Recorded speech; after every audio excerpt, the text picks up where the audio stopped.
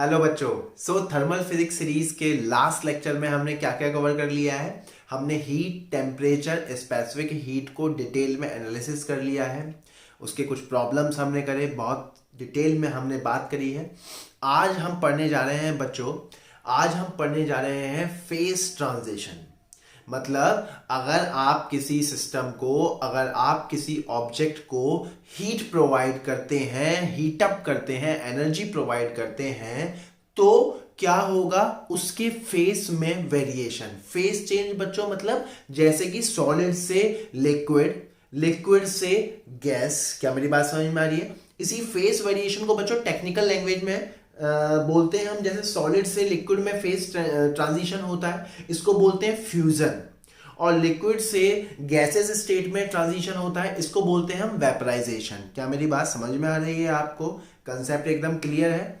और common sense है बच्चों। मान लो एक आइस क्यूब है मेरे पास, अगर एक आइस क्यूब है उसको मैं हीट दूंगा तो क्या होगा?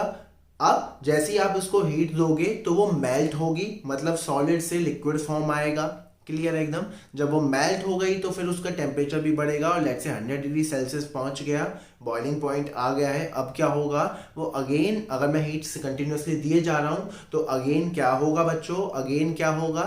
अब वो अगेन अपना स्टेट चेंज करेगी, लिक्विड से गैस। क्लियर है? और अगर आप हीट उसमें से निकाल रहे हो तो उल्टा प्रोसेस होगा, मतलब गैस से लिक्विड और लिक्विड से सॉलिड। क्या मेरी बात समझ में आ रही है? और ध्यान रखना बच्चों, इस चीज को ध्यान रखना, एक टाइम पर सिर्फ एक ही प्रोसेस होगा। या तो सिस्टम का टेम्परेचर चेंज हो रहा होगा, Q is equals to MC delta T, या फिर सिस्टम की स्टेट चेंज हो रही होगी एट कांस्टेंट टेम्परेचर। क्या मेरी बात समझ में आ रही है? कंसेप्ट एकदम क्लियर है। अगर मैं आइस की बात करूं, अगर मैं वाटर की बात करूं, तो 3 स्टेट हैं: ice solid, water liquid and vapour gas. क्या मेरी बात समझ में आ रही है?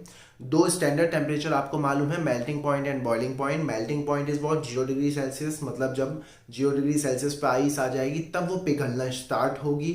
और जब वो पिघल रही होगी जस्ट बिकॉज ऑफ सराउंडिंग से हीट जब वो ले रही होगी तो उसके टेम्परेचर में कोई वेरिएशन नहीं आएगा। तो इस बात को ध्यान से समझ लेना कि एक टाइम पर एक ही फिनोमिना होगा, या तो स्टेट में वेरिएशन आएगा, फेज ट्रांजिशन होगा, या तो फेज ट्रांजिशन होगा एट कांस्टेंट टेम्परेचर, या फिर बच्चों क्या हो रहा होगा? उसके टेम्परेचर में वेरिएशन हो रहा होगा। क्लियर है एकदम?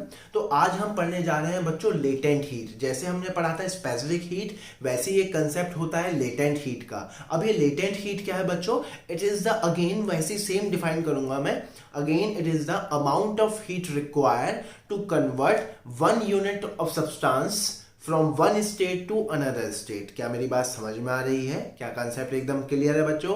अब 1 यूनिट के लिए मैंने डिफाइन कर दिया ना, 1 यूनिट के लिए मैंने डिफाइन कर दिया बच्चों। और लेटेंट हीट को डिनोट करते हैं बच्चों कैपिटल L से। क्लियर है एकदम? स्टेट वेरिएशन, फेज ट्रांजिशन कैसे होगा? सॉलिड से लिक्विड एंड लिक्विड से गैस, इसको बोलते हैं बच्चों फ्यूजन। और यहां पर इसको हम LF से डिनोट कर देते हैं, लेटेंट हीट ऑफ फ्यूजन। इसको बोलते हैं बच्चों vaporisation. There is a difference between vaporization and evaporation, इसको हम समझेंगे भी। इसको हम डिनोट कर देते हैं बच्चों L वेपराइजेशन से। क्या मेरी बात समझ में आ रही है? दो तरीके से हम लेटेंट हीट भी डिफाइन कर देते हैं, latent heat of fusion and latent heat of vaporisation. Latent heat को बेसिकली हमने कैसे डिफाइन किया बच्चों? इसको लिख भी लेना। It is the amount of heat required to convert 1 unit of substance from one state to another state. For example, it is the amount of heat required to convert 1 gram of ice into 1 gram of water at constant temperature which is 0 degree Celsius. Again, vaporization के लिए it is the amount of heat required to convert 1 gram of water into 1 gram of steam at 100 degree Celsius. क्या मेरी बात समझ में आ रही है? 1 के लिए डिफाइन कर दिया है। अगर m ग्राम के लिए चाहिए तो मास से मल्टीप्लाई कर दो, तो सिंपल फॉर्मूला बन गया Q is equals to ml, और L बराबर Q अपॉन में m। ऐसा यूनिट क्या हो जाएगी इसकी? कैलोरी पर ग्राम या फिर जूल पर केजी। क्या मेरी बात समझ में आ रही है बच्चों? Generally we will use it. Clear है? अब जैसे कि हर मटेरियल की लेटेंट हीट अलग अलग होगी बच्चों, लेकिन आपको वाटर के लिए ध्यान रखना ही है जैसे कि मैंने बताया। तो वाटर के लिए जो लेटेंट हीट ऑफ फ्यूजन मतलब कि हम बोल सकते हैं specific heat of ice, that means for the conversion of ice into water वो होती है बच्चों 80 कैलोरी पर ग्राम। इसका क्या मतलब है, 1 ग्राम आइस को 1 gram water at 0 degree Celsius पे कन्वर्ट करने के लिए 80 कैलोरी हीट की रिक्वायरमेंट पड़ती है। और latent heat of water, latent heat of steam क्या होता है बच्चों, इट इज 540 कैलोरी पर ग्राम। इसका क्या मतलब है बच्चों, इसका क्या मतलब है 540 कैलोरी हीट की रिक्वायरमेंट होगी 1 ग्राम पानी को 100 डिग्री सेल्सियस पर 1 ग्राम स्टीम में कन्वर्ट करने के लिए। क्या कंसेप्ट एकदम क्लियर है बच्चों। दैट मीन्स हमने दो फॉर्मूले Q के पढ़ लिए बच्चों, Q is equals to MC delta T और Q is equals to ML। क्या मेरी बात समझ में आ रही है। पहले केस में बच्चों क्या हो रहा है, variation in the temperature at constant state eight constant face. क्या मेरी बात समझ में आ रही है, सिर्फ और सिर्फ टेम्परेचर में वेरिएशन हो रहा है, क्लियर एकदम। और दूसरे में क्या हो रहा है बच्चों, ट्रांजिशन ऑफ फेस या फिर change in the state from one state to another state, that means solid से लिक्विड और लिक्विड से गैस एट कांस्टेंट टेम्परेचर। क्या मेरी बात समझ में आ रही है। दोनों प्रोसेस कभी भी एक साथ होने वाले नहीं है, इस बात को ध्यान रख लेना। दैट मीन्स हमने सीख लिया via heat, via the transfer of heat, either the temperature of the body will change or its state will change at a constant temperature। क्या मेरी बात समझ में आ रही है। क्या दोनों कंसेप्ट एकदम क्लियर है। पहले कंसेप्ट में C क्या है, स्पेसिफिक हीट, एंड ये L क्या है, लेटेंट हीट। क्या मेरी बात समझ में आ रही है। अच्छा बच्चों, इसके बेसिस पे बहुत सारे कंसेप्चुअल प्रॉब्लम बनती हैं। जैसे मान लीजिए हमारा हाथ जल गया, और मेरे पास लेट्स से दो ऑप्शन है, ऑप्शन ए और ऑप्शन बी बच्चों। ऑप्शन ए है let's say water at 0 degree Celsius and ice eight 0 degree Celsius. मैं किसमें अपना हाथ डालना पसंद करूंगा, वाटर में या आइस में।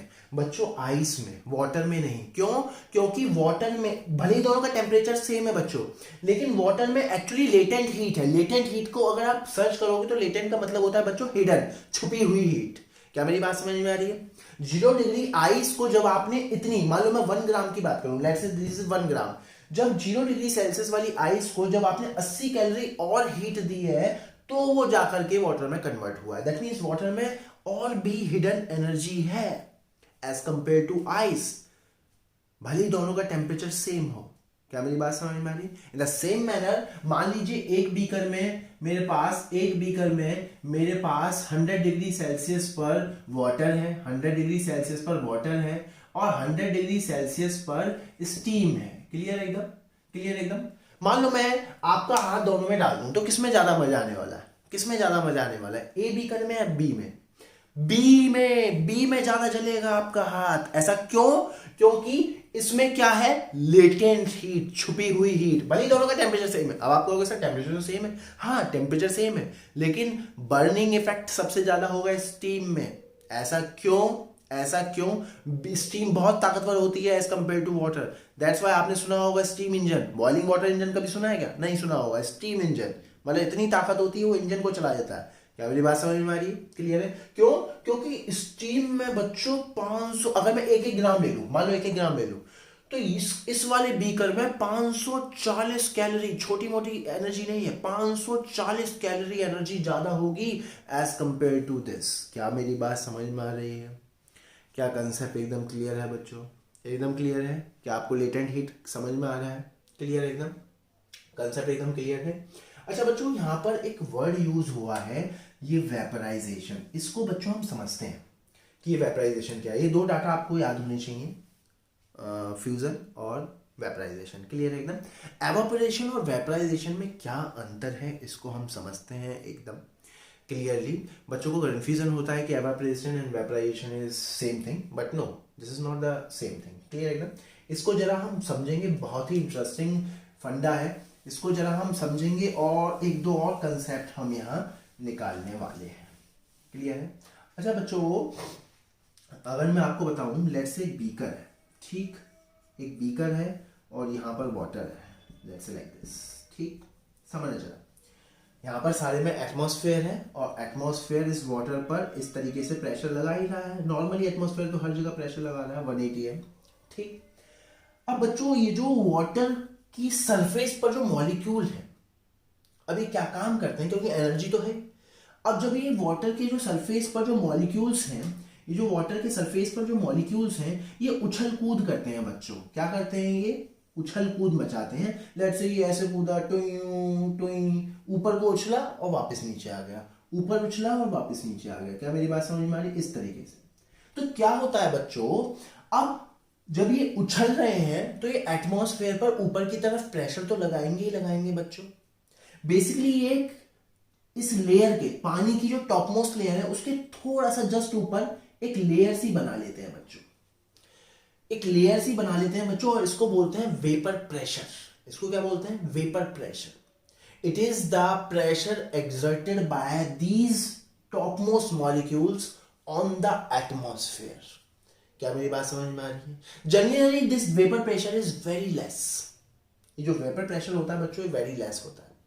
मतलब मान लो एक सेकंड में 1,00,000 मॉलिक्यूल ऊपर को दे, 1,00,000 मॉलिक्यूल ऊपर उछले, तो उन 1,00,000 मॉलिक्यूल में से लेट्स से 100 मॉलिक्यूल्स बिल्कुल बाहर निकल गए। हो सकता है प्रोबेबिलिटी 100 मॉलिक्यूल्स बाहर निकल गए ऐसे। तो इसको बोलते हैं बच्चों एवापोरेशन। इसको क्या बोलते हैं? एवापोरेशन। क्या मेरी बात समझ में आ रही है? इस टाइम पर atmospheric vapour pressure is very less as compare to atmospheric pressure. इसको आप समझना। एटमॉस्फेयर नीचे की तरफ प्रेशर लगा रहा है और सरफेस मॉलिक्यूल्स जो उछल कूद कर रहे हैं वो एटमॉस्फेयर पर ऊपर की तरफ प्रेशर लगा रहे हैं। क्लियर एकदम? वो ऊपर की तरफ लगता हुआ प्रेशर बहुत कम है, लेकिन फिर भी 3-4-150 मॉलिक्यूल्स वो बाहर निकल जाते हैं। और इसी फिनोमेना को क्या बोलते हैं? एवापोरेशन। क्या मेरी इसी फिनोमेना को क्या बोलते हैं? एवापोरेशन। क्या मेरी बात समझ में आ रही है? क्लियर है? नाउ अगर मान लो मैं अब बाहरी एक्सटर्नली इसको हीट सप्लाई करने लगूं तो क्या होगा बच्चों? इस बीकर का टेम्परेचर, वाटर का टेम्परेचर बढ़ेगा। जैसे ही टेम्परेचर बढ़ेगा तो पर मॉलिक्यूल्स एनर्जी बढ़ेगी, मतलब अब इन मॉलिक्यूल्स की भी एनर्जी बढ़ेगी। एनर्जी बढ़ेगी तो ये और जोर से प्रेशर ऊपर एक्सर्ट करेंगे, मतलब वेपर प्रेशर बढ़ेगा। वेपर प्रेशर बढ़ेगा और एक टेम्परेचर ऐसा आ जाएगा उस टाइम पर वेपर प्रेशर एटमॉस्फेरिक प्रेशर के बराबर और उसको एक्सीड कर जाएगा।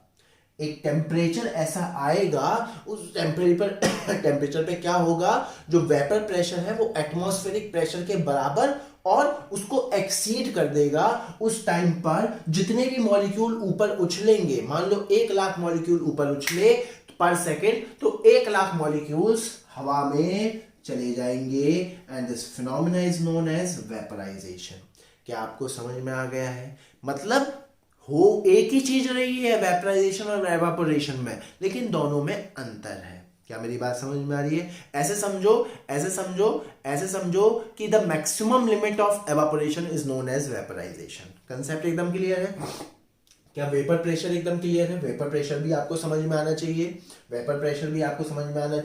जब वेपर प्रेशर एटमॉस्फेरिक प्रेशर के बराबर हो जाता है किसी पर्टिकुलर टाइम पर और उसको एक्सीड कर जाता है, तब हमारा कौन सा प्रोसेस स्टार्ट होता है? वेपराइजेशन का। मतलब कि change in the state from liquid to gas, vapours. Concept एकदम क्लियर है? कंसेप्ट क्लियर है? अच्छा भाई, ये भी हमें समझ में आ गया। चलिए इस पर एक दो अच्छे हम प्रॉब्लम बनाते हैं बच्चों। लेट्स से मान के चलिए कुछ प्रॉब्लम इस तरीके से आपको मिलेगी फेज ट्रांजिशन में। लेट्स से क्वेश्चन है आपके पास, मेरे पास आइस है, इस तरीके की बहुत सारे प्रॉब्लम आपको मिलेंगे और भी अच्छी प्रॉब्लम हम यहाँ करने वाले हैं। स्पेसिफिक हीट को मिलाकर भी हम प्रॉब्लम करेंगे। लेट्स से मेरे पास आइस है 10 ग्राम और -10 डिग्री सेल्सियस पर। मुझको इसको कन्वर्ट करना है बच्चों स्टीम में। किसमें कन्वर्ट करना है? स्टीम में eight 100 degree Celsius. 10 gram steam में एट 100 डिग्री सेल्सियस। ठीक है बच्चों, क्वेश्चन है हमें क्या करना है? 10 ग्राम आइस को -10 डिग्री सेल्सियस पर कन्वर्ट करना है 10 gram steam at 100 degree Celsius. Clear एकदम? अब देखो डायरेक्ट तो ये होगा नहीं, स्टेप बाय स्टेप चलेंगे। सबसे पहले क्या होगा बच्चों? जैसे ही आप हीट सप्लाई कर रहे हो, externally you are supplying the heat और टोटल हीट मुझे कैलकुलेट करनी है। Externally you are supplying the heat, तो सबसे पहले क्या होगा बच्चों? आइस का टेम्परेचर चेंज होगा। सबसे पहले -10 डिग्री सेल्सियस की आइस, कहाँ जाके पहुंचेगी? 0 डिग्री सेल्सियस की आइस में। क्या मेरी बात समझ में आ रही है? उसके बाद क्या होगा बच्चों? उसके बाद क्या होगा? जल्दी सोचो, उसके बाद क्या होगा? अब क्योंकि 0 डिग्री सेल्सियस आ चुका है, मेल्टिंग पॉइंट आ चुका है, अब क्या होगा बच्चों? अब क्या होगा? सिंपली अब क्या होगा? देयर इज स्टेट चेंज, मतलब कि अब क्या होगा? 0 डिग्री सेल्सियस की आइस 0 डिग्री वाटर में कन्वर्ट होगी। क्या मेरी बात समझ में आ रही है? और इसी को बोलते हैं बच्चों ice water. The water having temperature 0 degree Celsius is known as ice water. अब क्या होगा बच्चों? अब क्या होगा? अब वाटर का टेम्परेचर चेंज होगा। अब वाटर का टेम्परेचर चेंज होगा, मतलब कि अब ये वाटर 0 से 100 डिग्री सेल्सियस पर पहुंचेगा। क्या मेरी बात समझ में आ रही है? अब क्या होगा? अब ये स्टीम में कन्वर्ट होगा बच्चों। तो ये पूरा फॉर्मूला ऐसे चलेगा। क्या मेरी बात समझ में आ रही है? तो देखो यहां पर फॉर्मूला क्या लगेगा बच्चों? Q is equals to MC delta T वाला, ठीक है। यहां पर कौन सा लगेगा बच्चों? Q is equals to ML, state change at constant temperature. यहां पर कौन सा लगेगा बच्चों? यहां पर कौन सा लगेगा? Again MC delta T, temperature variation at constant phase. यहां पर कौन सा लगेगा बच्चों? Q is equals to ML, that means state change at constant temperature. अब तो सिंपली वैल्यू पुट करनी है। चलिए, मास कितना है बच्चों? 10 ग्राम। स्पेसिफिक हीट ऑफ आइस ये आपको पता होनी चाहिए, कितनी होती है? 0.5, विच इज हाफ। और what is the change in the temperature? -10 से 0, तो कितना हो गया बच्चों? 10। तो कितना आ गया ये बच्चों? कितना आ गया? 50 कैलोरी। कितना आ गया ये? 50 कैलोरी। चलिए यहाँ पे चलेंगे, Q is equals to ML लगाना है। M कितना है? 10। लेटेंट हीट ऑफ फ्यूजन कितना होता है? देखो फ्यूजन हो रहा है सॉलिड से लिक्विड, कितना होता है वो? 80। तो कितना आ गया बच्चों? 800 कैलोरी। अब यहाँ पर लगाएंगे Q is equals to MC delta T। M कितना है? 10। C क्या होता है? वाटर का स्पेसिफिक हीट क्या होता है? 1। चेंज इन द टेम्परेचर कितना है? 100। So it is 1000 calorie. Clear है? यहाँ पर Q is equals to ML, M कितना है? 10। लेटेंट हीट कितना होता है बच्चों? 540। सो इट इज 5400 कैलोरी। क्या मेरी बात समझ में आ रही है? क्या कंसेप्ट एकदम क्लियर है? सो टोटल हीट कितनी हो जाएगी बच्चों? 5400 plus 1000 plus 800 and it is 50 calorie. तो इस तरीके से प्रॉब्लम्स हम कर सकते हैं। क्या मेरी बात समझ में आ रही है? क्या कंसेप्ट एकदम क्लियर है? क्लियर है कंसेप्ट? इसको आप नोट करिए। अभी और अच्छे प्रॉब्लम हम यहां करने जा रहे हैं। चलिए इस प्रॉब्लम को हम यहां देखते हैं बच्चों। क्वेश्चन क्या कह रहा है? देखिए, मान लो 1 gram ice eight 0 degree Celsius, इसको मिक्स कर दिया 1 gram water at 40 degree Celsius, find the equilibrium temperature and final content. देखिए, अब देखिए कितना इंटरेस्टिंग क्वेश्चन है और अच्छा क्वेश्चन है। अब यहां पर दोनों काम एक साथ, मतलब दोनों चीजें होंगी। यहाँ टेम्परेचर का वेरिएशन भी होगा और स्टेट वेरिएशन भी होगा, फेस ट्रांजिशन भी होगा। अब देखिए, अब इस तरीके की प्रॉब्लम को करने के लिए कोई ऐसा नहीं है, एक फिक्स अप्रोच नहीं होती, सिर्फ अपना दिमाग लगाना और कॉमन सेंस। क्लियर एकदम? क्या मेरी बात समझ में आ रही? Hit and trial method, clear एकदम? Hit and trial, common sense, थोड़ा सा दिमाग लगाना है and we will solve the problems. किस तरह? देखो, अब अगर आप बहुत ध्यान से देखोगे, यहां पर टेम्परेचर किसका ज्यादा है? ये एनर्जी दे रहा होगा और ये एनर्जी ले रहा होगा। ये बात तो तय है, ये जो एक्सचेंज होगा एनर्जी का, कुल मिला के नेट चेंज 0 होगा। और ये एक्सचेंज तब तक होगा जब तक कि एक कॉमन टेम्परेचर ना आ जाए, वही वो पूछ रहा है। वो फाइनल कंटेंट पूछ रहा है, मतलब कि ऐसा तो है नहीं कि कंप्लीटली आइस मेल्ट ही हो जाएगी। क्या मेरी बात समझ में आई? इस तरीके का फंडामेंटल आएगा, ये तो नहीं हो सकता। अब देखो, अब हम क्या करते हैं, ये अब हम हिट एंड ट्रायल खेलते हैं इसमें। अब देखो, ये एनर्जी दे रहा होगा, ये एनर्जी ले रहा होगा, ये एनर्जी ले रहा होगा, तो उसकी वजह से क्या होगा? इसके फेस में ट्रांजिशन आएगा, क्योंकि इसका टेम्परेचर ऑलरेडी 0 डिग्री सेल्सियस है। टेम्परेचर चेंज नहीं होगा, कब तक नहीं होगा? जब तक ये कंप्लीटली मेल्ट नहीं हो जाता। क्या मेरी बात समझ में आ रही? मान लो कि इक्विलिब्रियम टेम्परेचर 0 डिग्री सेल्सियस आएगा। मैं फिर कह रहा हूं, मैं मान रहा हूं, मुझे नहीं पता, हो सकता है मेरी असम्पशन गलत हो जाए। तो जब मैं कैलकुलेशन कर रहा हूँ तो कुछ ना कुछ कॉन्ट्राडिक्शन आ जाएगा। क्लियर एकदम? फिर कुछ और लेकर के हम चलेंगे, कोई दिक्कत नहीं है। मैं फिर बोल रहा हूँ, hit and trial, common sense और थोड़ा दिमाग। ठीक, चलो हम पहले इस चीज की कैलकुलेशन करते हैं कि वाटर को 0 डिग्री सेल्सियस तक आने में, जब वाटर 0 डिग्री सेल्सियस तक आ जाएगा तो कितनी हीट रिलीज कर चुका होगा। कितनी हीट रिलीज कर चुका होगा, तो mc डेल्टा टी, वाटर का m कितना है 1, c कितना है 1 और टेम्परेचर वेरिएशन कितना 40, दैट मींस 40 कैलोरी। इसका मतलब है ये 40 कैलोरी एनर्जी देगा ही देगा अगर हमारा इक्विलिब्रियम टेम्परेचर 0 डिग्री सेल्सियस है। क्लियर एकदम? अच्छा भाई 40 ये देगा, क्लियर एकदम, और लेगा कौन? ये। ठीक है, समझ में आ रहा है? अब जब ये 40 कैलोरी एनर्जी दे रहा होगा तो इसका टेम्परेचर गिर रहा होगा और 40 से 0 पहुंच जाएगा, और जब साथ साथ ये एनर्जी ले रही होगी तो ये पिघल रही होगी। मैं ये मान के चलता हूं फिलहाल कि यार इसको कंप्लीटली पिघलने में कितना, इसको कंप्लीटली पिघलने में मतलब कि इसको 1 ग्राम वाटर बनने में एट 0 डिग्री सेल्सियस कितनी एनर्जी चाहिए होगी। अच्छा भाई, तो क्या कर लेंगे, Q is equals to ml, m कितना है 1, l कितना है 80, सो 80 कैलोरी।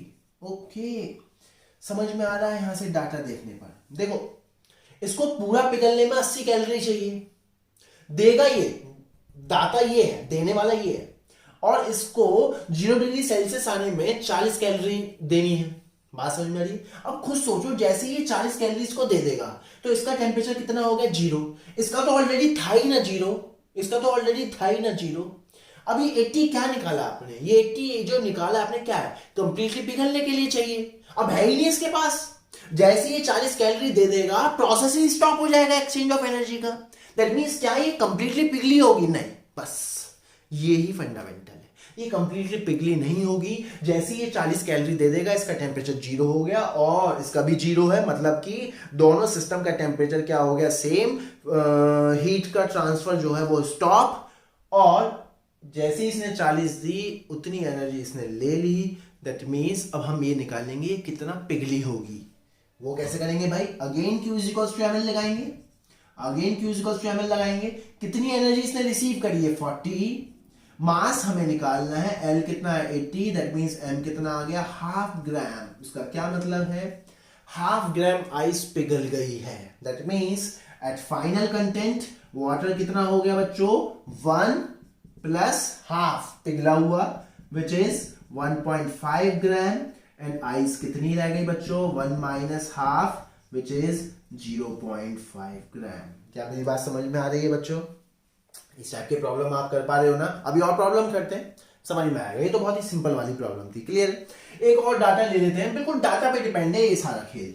मतलब मैं डाटा चेंज कर दूं कुछ और भी आ सकता है, सारा खेल डाटा का है। लेट्स से एक और डाटा ले लेते हैं हम, आइस है अपने पास, आइस है लेट्स से 1 ग्राम ले लेते हैं, कैलकुलेशन इजी रहेगी। लेट्स से इस बार टेम्परेचर लेते हैं -40, अगेन वाटर 1 ग्राम, वाटर 1 ग्राम और टेम्परेचर इज 10 डिग्री सेल्सियस। ठीक, वही क्वेश्चन सेम है, find the equilibrium temperature and final content. ठीक है यार, अपन तो सबसे पहले यही सोचते हैं कि यार इसका टेम्परेचर ज्यादा है, मतलब हीट का ट्रांसफर यहाँ से यहाँ हो रहा होगा, और तब तक होगा जब तक ये कॉमन टेम्परेचर ना आ जाए। तो हम तो बेस मानकर, कोई भी एक टेम्परेचर को बेस मान करके कैलकुलेशन कर लेते हैं। ठीक है एकदम, और अगर हमारा असम्पशन गलत है तो कुछ ना कुछ कॉन्ट्राडिक्शन आ जाएगा, फिर हम कुछ और सोचेंगे। ठीक है, चलो मैं मान लेता हूं कि इक्विलिब्रियम टेम्परेचर लेट्स से आएगा 0 डिग्री सेल्सियस, वही 0 डिग्री सेल्सियस मान लेते हैं। अच्छा भाई, अब इसको 0 डिग्री सेल्सियस तक पहुंचाने में ये कितनी एनर्जी रिलीज करेगा, जरा हम चेक करते हैं।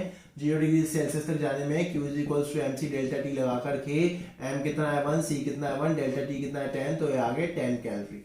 कितना आ गया ये 10 कैलोरी। क्या कंसेप्ट एकदम क्लियर है? अच्छा भाई, यहां तक ये पहुंच गया है। अब इसको 0 तक पहुंचने में, इसको 0 तक पहुंचने में कितनी, इसको 0 तक पहुंचने में सबसे पहले तो ये 0 पे ही आएगी, पिघलने का तो कंसेप्ट बाद में है।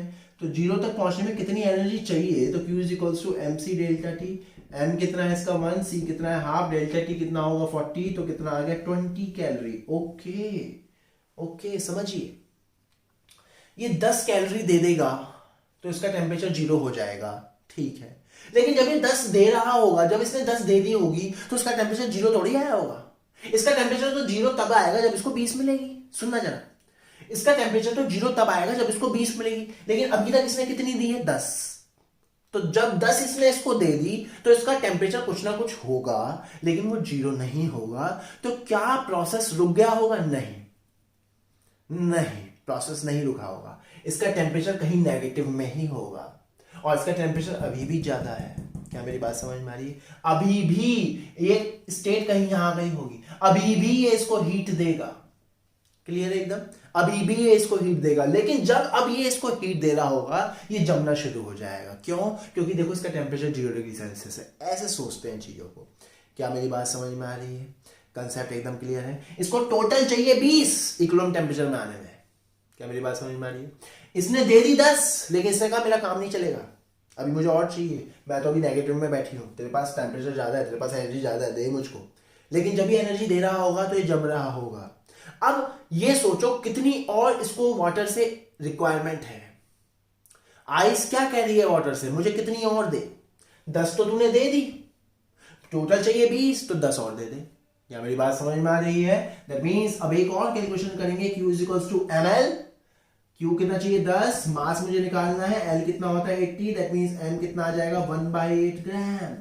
दैट मींस इतना पानी जम जाएगा, इतना पानी जम जाएगा। दैट मींस वाटर कितना बचेगा बच्चों?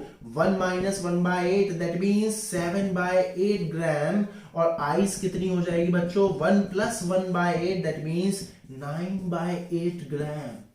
क्या अब आप कैलकुलेशन कर पा रहे हैं? और आप देख पा रहे हैं सारा खेल डाटा का है। यहाँ मैं डाटा चेंज कर रहा हूं, चीजें चेंज हो रही हैं।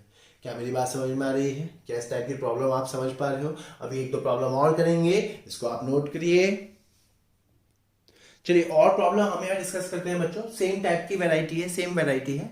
लेट्स से इस बार मैंने आइस ले ली 0 डिग्री सेल्सियस पे 1 gram and 1 gram steam at 100 degree Celsius, mix कर दिया। वही सेम क्वेश्चन पूछ रहा है, equilibrium temperature and final content. अब देखो बच्चों, टेम्परेचर ज़्यादा इसका है तो ये हीट रिलीज करेगा और ये हीट इस बार गेन करेगी। क्या मेरी बात समझ में आ रही है? जब ये हीट गेन करेगी तो पहले इसकी स्टेट चेंज हो जाएगी, तुरंत वाटर में कन्वर्ट हो जाएगा, देन इसका टेम्परेचर बढ़ रहा होगा। ठीक है, अब कहीं ना कहीं इक्विलिब्रियम टेम्परेचर हमें मानना पड़ेगा। लेट्स से 100 डिग्री सेल्सियस हम अपनी कॉमन सेंस से मान लेते हैं। लेट्स से हम अब कैलकुलेशन करते हैं कि स्टीम को पानी में कन्वर्ट होने में कितनी, जैसे ही स्टीम 100 डिग्री सेल्सियस पर 100 डिग्री सेल्सियस वाले पानी में कन्वर्ट होगा तो उसकी कितनी एनर्जी वो रिलीज करेगा। So let's say 100 degree Celsius water, ठीक। सो ये कितनी एनर्जी रिलीज करेगा? Q is equals to ml 1 into 540, so 540 calorie इतनी एनर्जी रिलीज कर देगा। अब देखते हैं 540 इसको चाहिए भी कि नहीं। ओके चलो, सबसे पहले तो ये कन्वर्ट होगी किसमें? 1 gram 0 degree Celsius 1 gram of water, ठीक। तो क्या लगेगा? Q is equals to mc delta t, so it is 1 into half into, sorry, it is Q is equals to ml, Q is equals to ml, so 1 into 80, that means 80 calories, ठीक। Okay अब क्या होगा? अब क्या होगा? Water का temperature 100 degree Celsius तक बढ़ेगा। क्यों? क्योंकि ये इसको कंटिन्यूसली हीट दे ही रहा है। ओके सो कितनी एनर्जी चाहिए होगी? Q is equals to mc delta t, so this is 1 into 100, so it is 100 calorie. So total जो एनर्जी चाहिए वो ओनली 180 कैलोरी चाहिए। सी दिस, 180 कैलोरी इसको चाहिए और ये तुरंत 100 डिग्री सेल्सियस पानी में पहुंच जाएगी। क्या मेरी बात समझ में आ रही? क्लियर एकदम। और प्रोसेस रुक जाएगा क्योंकि टेम्परेचर सेम हो गया। मतलब कि ये दे सकता है 540। क्या इसको 540 चाहिए? नहीं, इसको 180 चाहिए। जैसे इसको इससे 180 एनर्जी मिल जाएगी, प्रोसेस ही रुक जाएगा। सो क्या ये कंप्लीटली वाटर में कन्वर्ट हुआ होगा? नहीं। कितना कन्वर्ट हुआ होगा? अब निकाल लो। Q is equals to ml, कितनी रिक्वायरमेंट है? 180। M निकालना है, L कितना है? 540, तो M कितना आ जाएगा? 180 अपॉन में 540, तो ये कितना हो जाएगा? 1/3 ग्राम। क्या मेरी बात समझ में आ रही है? कंसेप्ट एकदम क्लियर है। मतलब इतना स्टीम पानी में कन्वर्ट हो गया। सो स्टीम कितना बचा? 1 माइनस 1/3 विच इज 2/3 ग्राम। और वाटर देखिए ये 1 ग्राम वाटर मिल गया है कंप्लीटली, और 1 प्लस 1/3 विच इज 4/3 ग्राम। सो इस तरीके से हम अपनी सिंपल कैलकुलेशन कर लेते हैं बच्चों। क्या है फिनोमेना, क्या है कंसेप्ट आपको समझ में आ रहा है? सो इसी तरीके से आपको प्रॉब्लम्स पर अटैक करना है। ठीक है, कंसेप्ट एकदम क्लियर है? एकदम क्लियर है। इस टाइप की प्रॉब्लम हो जाएंगी, इसको आप नोट करिए। इसके बाद हम ग्राफिकल रिप्रेजेंटेशन की बात करेंगे। चलिए बच्चों, अब हम बात करते हैं थोड़ा ग्राफिकल रिप्रेजेंटेशन के बारे में। लेट्स से प्रॉब्लम देखता हूं मैं। लेट्स से मान लीजिए मेरे पास आइस है। लेट्स से आइस है एम ग्राम, ठीक। इसका temperature let's say -10 degree Celsius. इसको मुझे स्टीम में कन्वर्ट करना है, तो वो सारे प्रोसेस वहां पर होंगे। पहले -10 डिग्री सेल्सियस की आइस 0 डिग्री सेल्सियस आइस में कन्वर्ट होगी, देन वो पिघलेगा, 0 डिग्री सेल्सियस वाटर पे पहुंचेगा, देन वाटर का टेम्परेचर 100 डिग्री सेल्सियस होगा, then it will convert into steam. और इस प्रोसेस के दौरान कंटिन्यूअसली हीट तो मैं प्रोवाइड कर ही रहा हूं, ठीक। लेट्स से मैं ग्राफ बनवाता हूं बच्चों आपसे। Let us suppose we will make the graph of heat given, या फिर टाइम के साथ भी आप बना सकते हो। लेट्स से हीट सप्लाई और टेम्परेचर, ठीक। अच्छा, मान लो मैं नेगेटिव पॉइंट कहीं यहां ले लेता हूं। लेट्स से दिस इज -10 और -20 degree Celsius, this is in degree Celsius let's say, and heat is in calorie. क्या मेरी बात समझ में आ रही है? Let us suppose this is 0 degree Celsius, here somehow 100 degree Celsius and so on, ठीक है। क्लियर एकदम? चलो अब देखो बच्चों, हुआ क्या होगा यहाँ। सबसे पहले ये आइस 0 डिग्री सेल्सियस पे गई होगी, ठीक। Then state change water 0 degree Celsius, then उसके बाद temperature variation water at 100 degree Celsius, and then steam state variation at 100 degree Celsius. क्या मेरी बात समझ में आ रही है? So this is what the phenomena is. अगर आप बहुत ध्यान से देखोगे, इनिशियली आपने कौन सा फॉर्मूला लगाया बच्चों? Q is equals to mc delta t। देखो mc यहाँ पर कांस्टेंट है, Q is directly proportional to delta t। That means Q और delta t का ग्राफ कैसा आएगा बच्चों? Straight line. और कब तक आएगा ये? 0 डिग्री सेल्सियस। क्या मेरी बात समझ में आ रही है? क्लियर है? जैसे ही बच्चों टेम्परेचर 0 डिग्री सेल्सियस हुआ, उसके बाद ये वाला फिनोमेना, उसके बाद ये वाला फिनोमेना। क्या अब टेम्परेचर में कोई वेरिएशन आएगा? नहीं। Q is equals to ml। क्या अब हीट का टेम्परेचर के साथ कोई लेना देना? नहीं। अब स्टेट विल चेंज। क्या मेरी बात समझ में आ रही है? और जैसे ये कंप्लीटली मेल्ट हो गया, अब अगेन क्या होगा बच्चों? Q is directly proportional to delta t। Q is equals to mc delta t। Again the graph will go like this। अब जैसे ही ये 100 डिग्री सेल्सियस पे पहुंचा बच्चों, अब क्या होगा बच्चों? Again state change, Q is equals to ml। Clear एकदम? अच्छा भाई, अब ये बहुत ही इंपॉर्टेंट ग्राफ है बच्चों, बहुत इंपॉर्टेंट ग्राफ। बहुत अच्छी प्रॉब्लम यहां से बन सकती है। देखिए पहली प्रॉब्लम, लेट्स से ये लेंथ है L1 और ये लेंथ है L2, ये एंगल है θ1, ये एंगल है लेट्स से θ2। पहला क्वेश्चन, क्या θ1 और θ2 सेम है?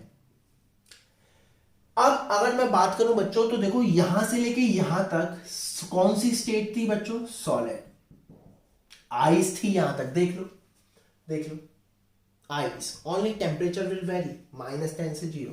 ये जो लाइन है बच्चों, यहां पर क्या हो रहा है? सॉलिड का कन्वर्जन हो रहा है लिक्विड में। दैट मींस सॉलिड और लिक्विड दोनों है। और जैसे ही कंप्लीटली ये लिक्विड में कन्वर्ट हो गया, उसके बाद यहां पर सारे में क्या है बच्चों? लिक्विड। जैसे ही इसका टेम्परेचर 100 डिग्री सेल्सियस हुआ बच्चों, यहां पर क्या है? Liquid plus gas both. और अगर आप और हीट प्रोवाइड करोगे तो इसका टेम्परेचर बढ़ने लग जाएगा। क्या मेरी बात समझ में आ रही है बच्चों? क्लियर है? अब क्वेश्चन सबसे पहले ये उठा था बच्चों कि क्या θ1 और θ2 सेम होंगे। अब हम देखते हैं। देखो θ1 θ2 क्या है? यहां पर स्लोप ही है बेसिकली। स्लोप, अगर आप बहुत ध्यान से देखोगे, ये क्या है? स्लोप। और इस ग्राफ का जो स्लोप होगा बच्चों, वो क्या होगा? स्लोप क्या होता है? डेल्टा वाई अपॉन में delta x, that means delta T upon में डेल्टा क्यू। क्लियर है बच्चों? और हमें देखो बच्चों यहां से पता है Q is equals to mc delta T से, यहां से delta T by delta Q क्या आ जाएगा बच्चों? 1 अपॉन में mc। क्या मेरी बात समझ में आ रही है? दैट मीन्स ये जो स्लोप है बच्चों, ये किसके बराबर है? Delta T by delta Q. That means 1 upon में mc। अगर आप बहुत ध्यान से देखोगे, भले ही मास सेम है हर जगह, चाहे वो सॉलिड फॉर्म में है, लिक्विड फॉर्म में, गैस फॉर्म में है, लेकिन स्पेसिफिक हीट तो अलग अलग है ना। यहां पर देखो सॉलिड है, दैट मींस आइस है, अगर मैं स्पेसिफिकली बात कर लूं यहां आइस है, यहां पर लिक्विड है, दैट मींस स्पेसिफिकली वाटर है बच्चों। क्या मेरी बात समझ में आ रही है? और slope is inversely proportional to m mass और c स्पेसिफिक हीट। भले ही मास सेम है लेकिन स्पेसिफिक हीट तो अलग अलग है, that means slope is inversely proportional to specific heat. और स्पेसिफिक हीट सॉलिड का ज्यादा है या लिक्विड, मतलब आइस का स्पेसिफिक हीट ज्यादा है या वाटर का? वाटर का। That means as the specific heat of water is greater than specific heat of ice, that means the slope of ice is greater than the slope of water, that means θ1 is greater than θ2।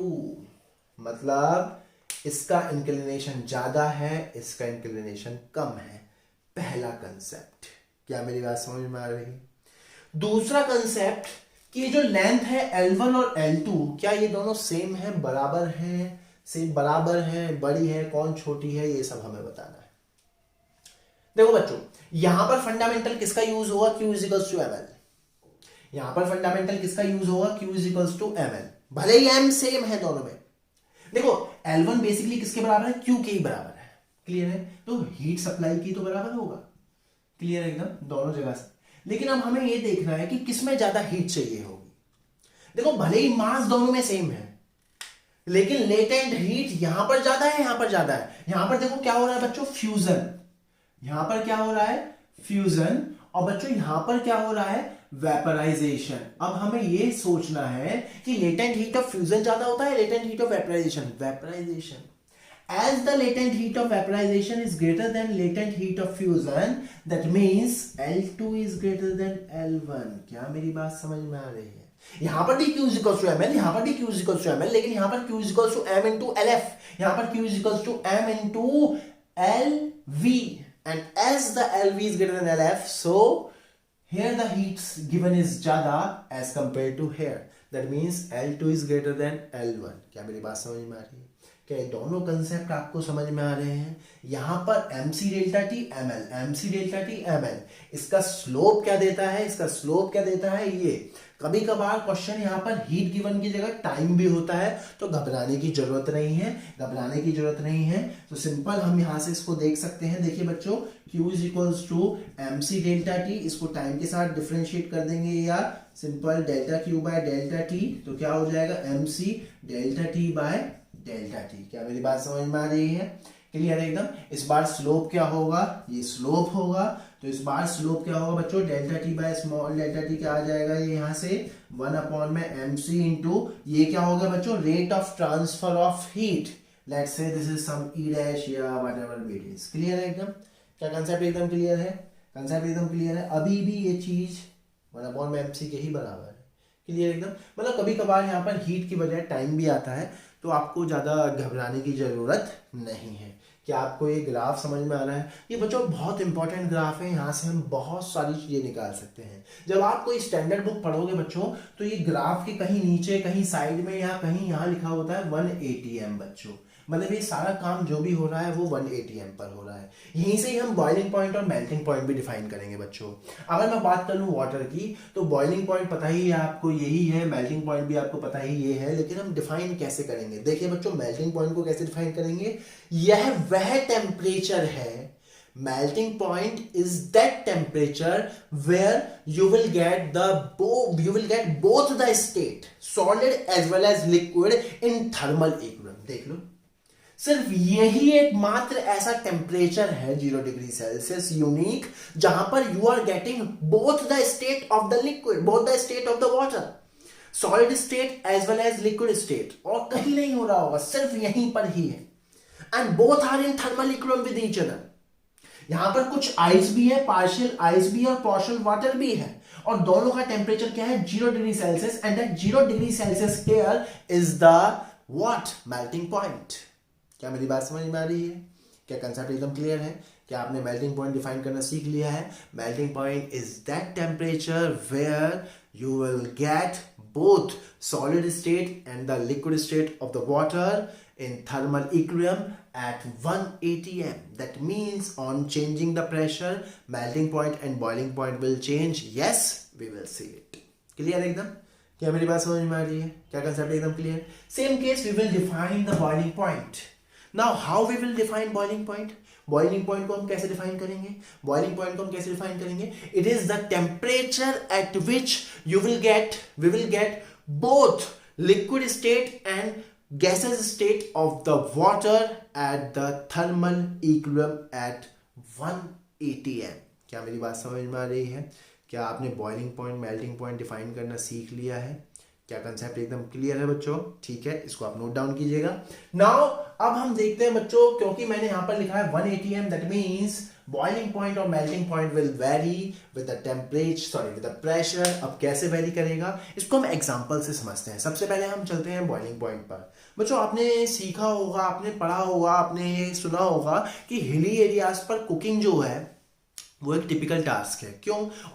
और pressure cooker का क्या काम होता है? Actual में अगर आप बहुत ध्यान से देखोगे, कुकिंग इज व्हाट, कि आप कोई भी रॉ मटेरियल, रॉ सब्जी लाए, उसको पानी एक मीडियम लेते हैं, पानी में डाला और उसको उबालना शुरू कर दिया। क्या मेरी बात समझ में आ रही है? सोचो कहीं ऐसा हो कि जो है, मान लो आपने पानी डाला, सब्जी डाली, और सब्जी को पकने के लिए मान लो 150 डिग्री सेल्सियस चाहिए। क्लियर एकदम?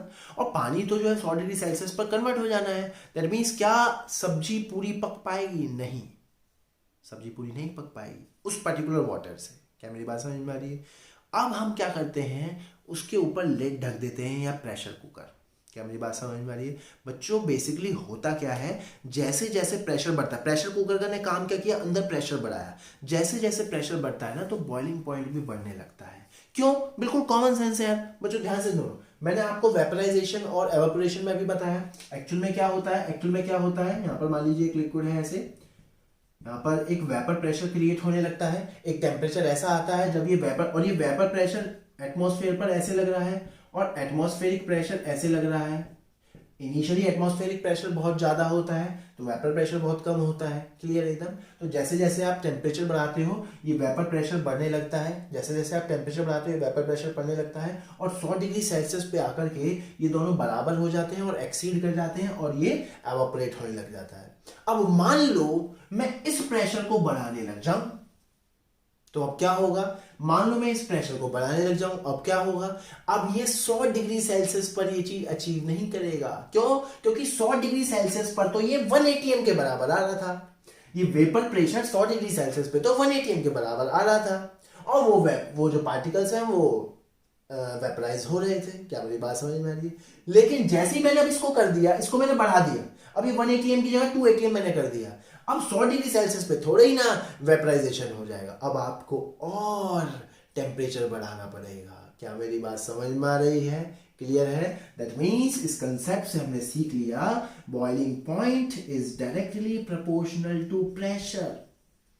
दैट्स वाई हिली एरियाज पर कुकिंग थोड़ा टिपिकल टास्क हो जाता है, क्योंकि जैसे जैसे आप ऊपर जाते हो प्रेशर घटता है तो बॉइलिंग पॉइंट घट जाता है। बॉइलिंग पॉइंट घट जाता है मतलब कि अब 50 डिग्री सेल्सियस पे लेट से पानी जो है भाप में कन्वर्ट हो गया और सब्जी पक ही नहीं पाई।